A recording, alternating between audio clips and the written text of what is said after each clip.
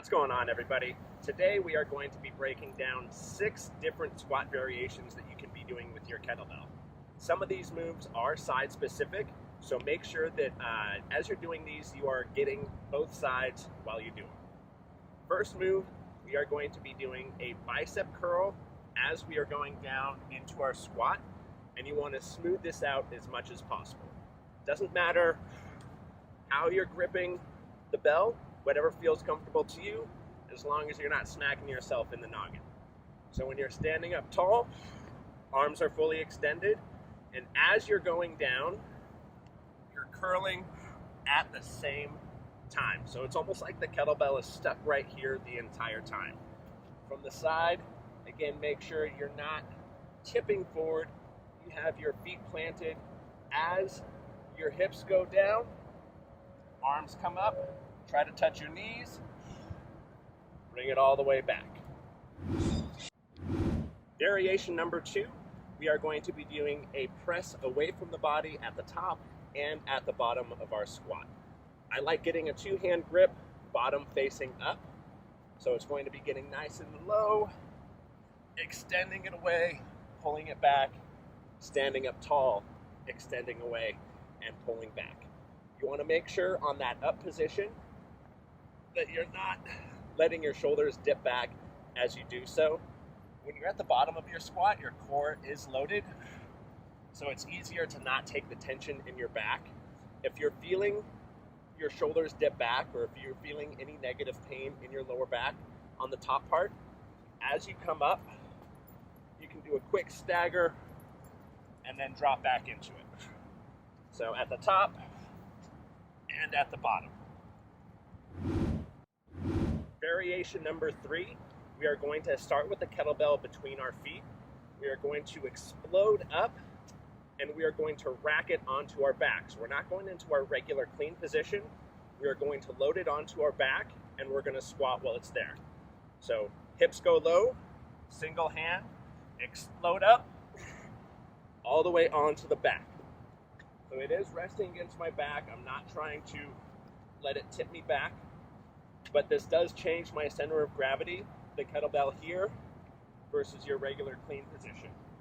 So once we're here, we're going to squat again, all the way back up, flip it back down, and we're going to switch at the bottom. So alternating hands here, from the ground, onto the back, squat, flip it down, switch hands, repeat on the other side.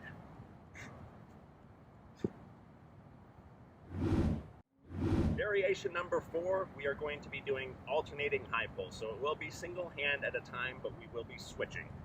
Kettlebell is between your feet, lowering your butt to pick it up. As you come up, elbow comes up high. You're hoping just to get the handle to your collarbone. You're not trying to bend the wrist to bring it up higher than that. You want a straight line, elbow, wrist to knuckles, and then squatting to set it back down. At the bottom, you will be switching. So down, high pull, squat, and switch. As you're doing this, this is an explosive movement, so it is going to be power up and then put the brakes on going down. If you go slow on this one, that puts a lot more strain on your shoulder. You're looking for the explosion from the bottom, almost like you are starting a lawnmower. So big pull, put the brakes on. As you slow it down, switch hands when you're at the bottom. Move number 5, we are going basic jumps. So it's going to be a 2-hand grip, arms fully extended. We're going to try to get low enough that the kettlebell taps the ground, and then power up into the air. So chest stays high, bell stays in your hands the entire time, power up, tap back down. As much power coming up as you can.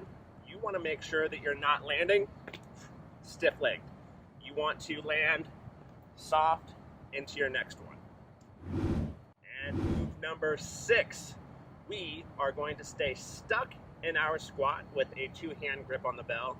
This is another move that I don't care how you're holding the bell, as long as you are being safe and not smacking yourself in the head with it. So static squat, we're gonna stay low. The goal is to get full extension with both arms in a bicep curl, but to the outside of the hips. So we're gonna try to keep our hips stable while our shoulders rotate. So 2-hand grip, stuck in your squat, extend down to the side, bring it back to center, and extend down to the other side. At the bottom here, as you're extending, it's going to be harder to stretch out one arm than it is going to be the other.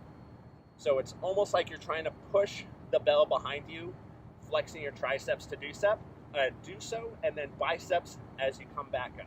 So as you're going down, really try to reach back behind the hip, back up to center, again, not smacking your face, alternating the sides while stuck in your squat. Have fun.